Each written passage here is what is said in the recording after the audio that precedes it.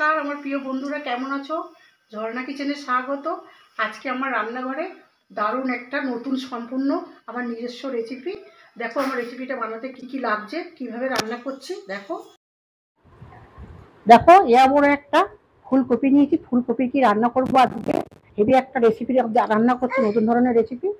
ফুলকপিটা আগে কেটে নিয়ে নিচ্ছি, একদম টাটকা ফুলকপি, মানে একদম তো বাগান থেকে তুলে নিয়ে আসা হয়েছে। এবার আমি বেশ বড় বড় পিস করে কেটে নেব। ময়লাগুলি সাইড করে দিচ্ছি।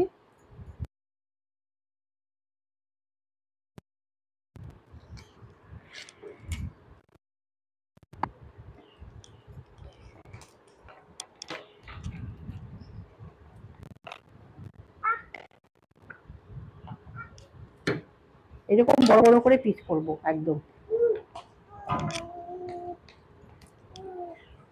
দেখো আমার সব কপিগুলো এভাবে কেটে নিয়েছি বড় বড় করে পিস করে। এবার আমি সাইড করে সরে রাখছি। আমার কপির কি কি মশলা লাগবে, একদম নিরামিষ, ঠাকুর ঘরের রান্নার মতন একদম নিরামিষ রান্না করব আজকে। এর মধ্যে প্রথম আমি চাল মগজ নিয়ে নিয়েছি কিছুটা। এখানে আছে পোস্ত, 5খানা লঙ্কা, কাঁচা লঙ্কা, আছে কাজু বাদাম, তারপরে আছে একটা ডালচিনি আছে এর মধ্যে, আর আছে দুটো এলাচ। এর সঙ্গে আমি ভালো করে বেটে নেবো, 3টে এলাচ দিয়েছি, আর এই ফোড়নের জন্য আমি রেখেছি। তারপরে এখানে দই আছে, দইটাকে একসঙ্গে করে বেটে নেবো। এখানে 100-200 গ্রামের একটা দই আছে, এখানে টক দই। এবার আমি এগুলো মিক্সারে সব বেটে নেবো। আর চলো রান্নাঘরে যাই। এবার এখানে আছে মিষ্টি, টমেটো, 2টো টমেটো কেটে রেখেছি, আর গোটা গরম মশলা, 2টো শুকনো লঙ্কা ফোড়নে দেওয়ার জন্য, তেজপাতাও আছে সঙ্গে। চলো এবার রান্নাঘরে যাই। দেখো কড়াইয়ের মধ্যে আমি কিছুটা জল দিয়েছি, দিয়ে কপিটা আমি একটু ভাবিয়ে নেব। একটু কিছুটা নুন দিয়ে দিলাম জলের মধ্যে, দিয়ে এবার কপিটা দিয়ে দেবো। এখন সিজন শেষ হয়ে আসছে।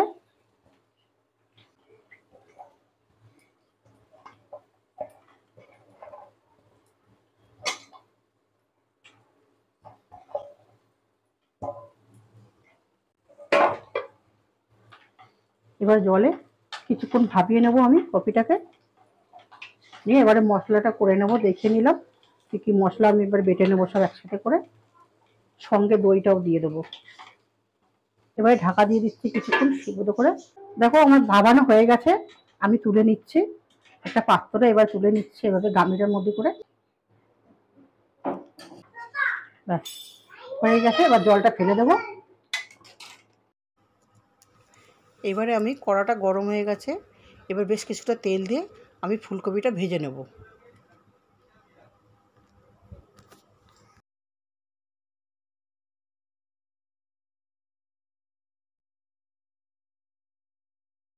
দেখো আমার এটা লাল লাল করে ভাজা হয়ে গেছে, এর মধ্যে নামিয়ে নিচ্ছে এভাবে করে। দেখো এই যে এটার মধ্যে আবার নামিয়ে।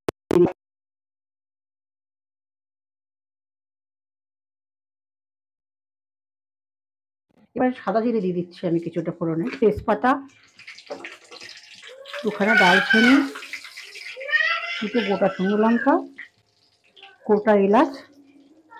এবারে দিয়ে আমি একটু ভালো করে একটু নাড়াচাড়া করে নেবো এটা। এর মিষ্টিটা আমি দিয়ে দিচ্ছি একটু কালার হওয়ার জন্য। মিষ্টিটা আমার গুলে গেছে।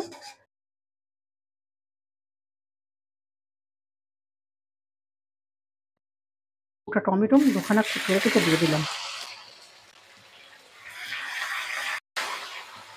মশলাগুলো এর সঙ্গে দইটাও দিয়ে নিয়েছি।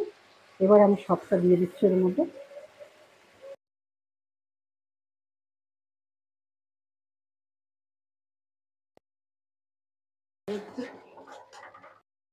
নুন,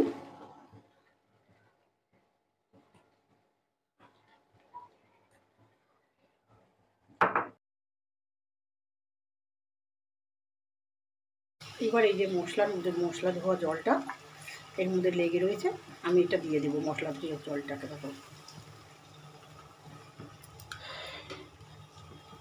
করে মশলাটাকে কষিয়ে নেব। খুব সুন্দর একটা রান্নাটা কিন্তু দারুণ হয়, তোমরা এইভাবে বাড়িতে করে দেখবে, খুব টেস্টি কিন্তু একটা নিরামিষ রান্না। তখন ঠাকুর ঘরেও তুমি ভোগের সঙ্গে দিতে পারবে এই রান্নাটা। বাড়িতেই আমি জল দিয়ে দিচ্ছি কিছুটা।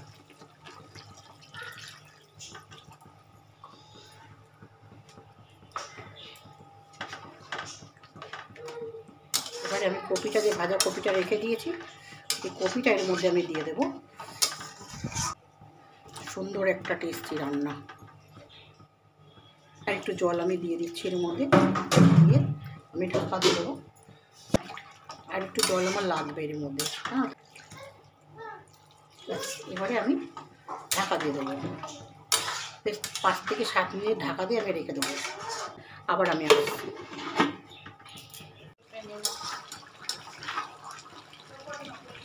দেখো আমার রান্নাটা হয়ে এসেছে, দেখো কত সুন্দর হয়েছে, দারুণ। ঘরে বানানো গরম মশলা গুঁড়ো হালকা, আর একটু ঘি দেবো, একটু ঘি 1 চামচ দেবো,